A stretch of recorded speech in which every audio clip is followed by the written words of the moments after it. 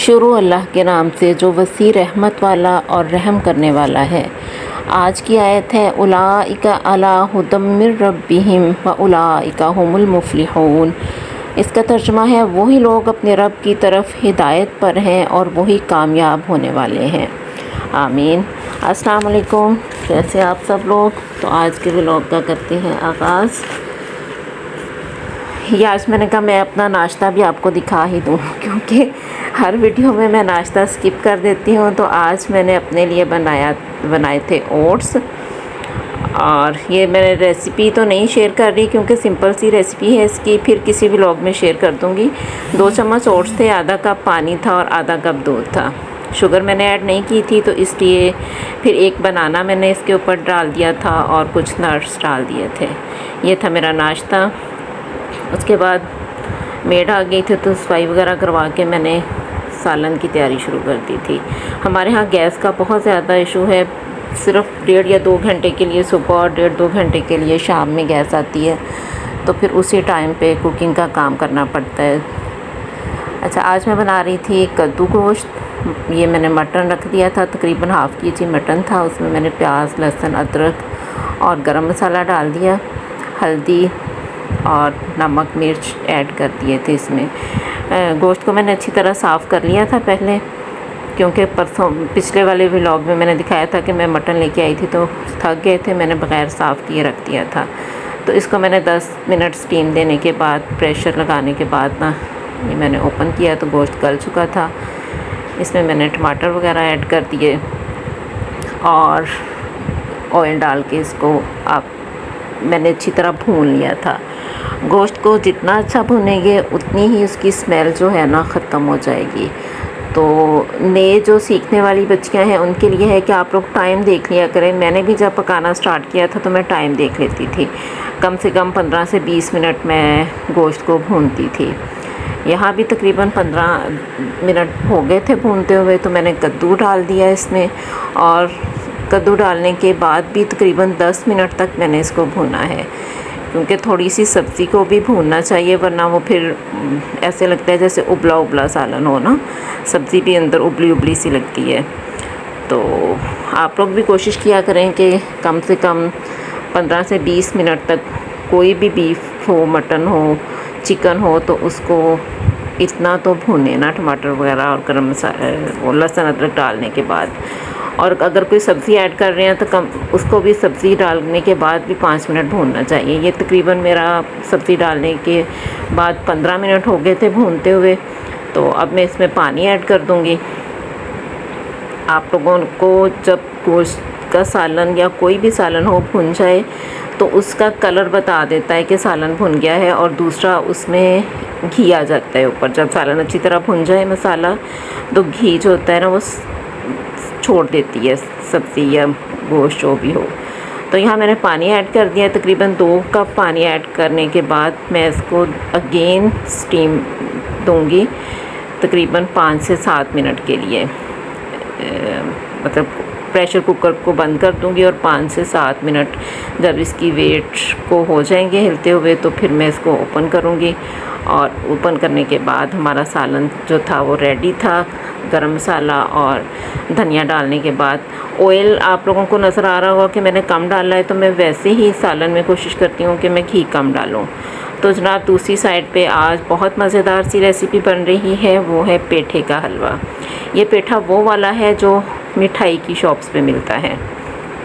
ये मुझे गांव से आए थे, अभी सर्दियां तो नहीं आई क्योंकि ये सौगात तो सर्दियों की है, लेकिन मैंने सोचा चले एडवांस में मैं आप लोगों को हलवा खिलाती हूँ। तो इसको अच्छी तरह धो के इसको छील लिया था। छीलने के बाद इसके बड़े बड़े पीसीस काट के इसको मैंने तो कद्दूकश किया था, ताकि उसके जो लम्स हैं ना वो ना रहें, हलवे में ना आए। तो ये जब चूल्हे पे रखते हैं ना पकने के लिए, तो ये पानी बहुत ज़्यादा छोड़ देता है, इसलिए कम से कम भी इसको मुझे 1.5 से 2 घंटे लगे थे पानी को ड्राई करते हुए। जब पानी अच्छी तरह ड्राई हो गया था तो फिर ये मैंने इसमें देसी घी ऐड कर दिया है।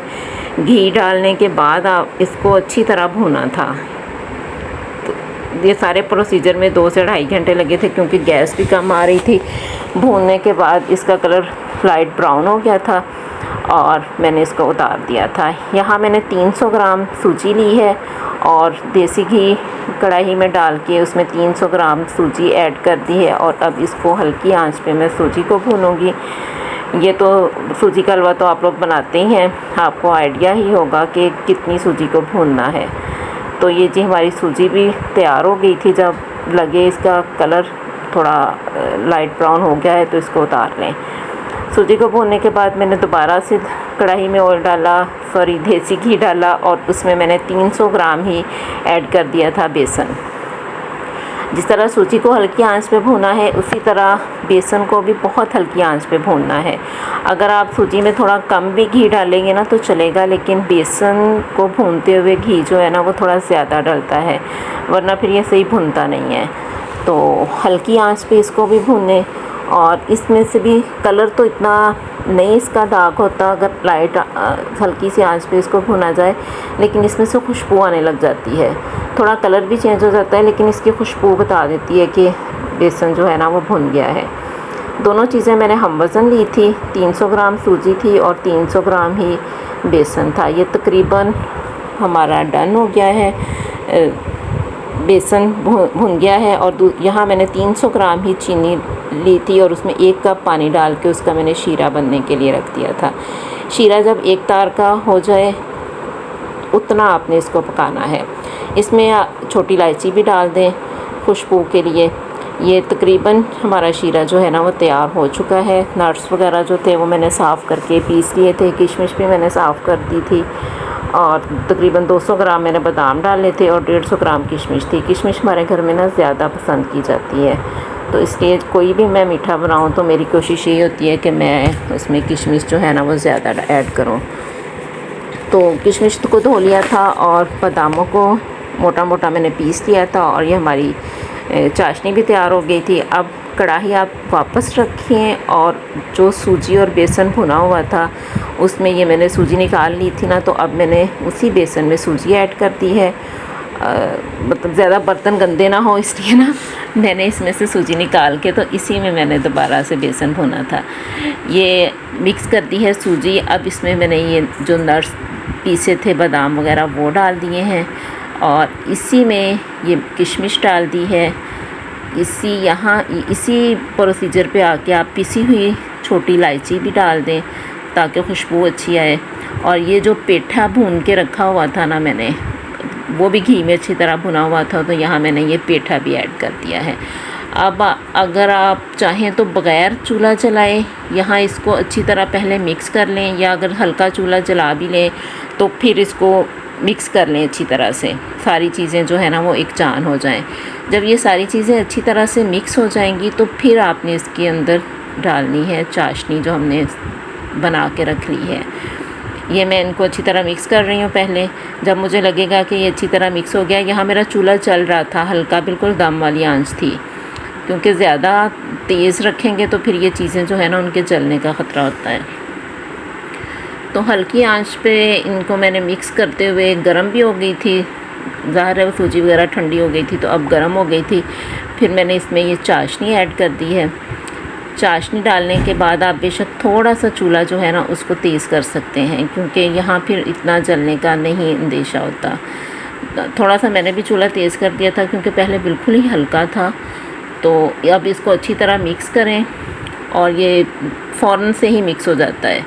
ज़्यादा यहाँ नहीं पकाना, जब लगे कि हलवा जो है वो किनारे छोड़ रहा है बस आपने इतना ही इसको पकाना है। चाशनी का पानी जो है वो खुश्क हो जाता है और ये मैंने अब इस पर यहाँ पे आके ना मैंने इसमें ये पिसी हुई इलायची जो है वो ऐड की है। इसकी खुशबू बहुत अच्छी आती है। तो आप भी बिल्कुल फ़ाइनल लुक जब आपकी हलवे की आने लगे तो आप इसमें इलायची ऐड कर दें। तकरीबन हमारा हलवा जो है वो तैयार है और यकीन जाने ये बहुत मज़े का होता है और सर के पेन वगैरह के लिए और सेहत के लिए भी पेठा जो है ना वो बहुत अच्छा है। ख़ुद भी खाएं, बच्चों को भी खिलाएं और दुआओं में याद रखें। मेरे चैनल को लाइक, सब्सक्राइब और शेयर ज़रूर करें। अगर वीडियो अच्छी लगती है तो लाइक करें और अपने फ्रेंड्स वगैरह को भी टैग करें। और अब दुआओं में बहुत याद रखें। खुश रहें, जहाँ रहें अपने प्यारों के साथ और मैं आपको अपनी दुआओं में याद रखूँगी और आप मुझे अपनी दुआओं में याद रखें। हलवा एंजॉय करें। मेरे घर में तो ये बहुत पसंद किया जाता है, सब बड़े शौक़ से खाते हैं। ये अभी मौसम नहीं था लेकिन फिर भी इतना मैंने बनाया था तो वो तकरीबन 2 से 3 दिन ही चला था और बस बच्चों ने फिनिश कर दिया। बहुत ख्याल रखें अपना, दुआओं में याद रखें। टेक केयर, अल्लाह हाफ़िज़।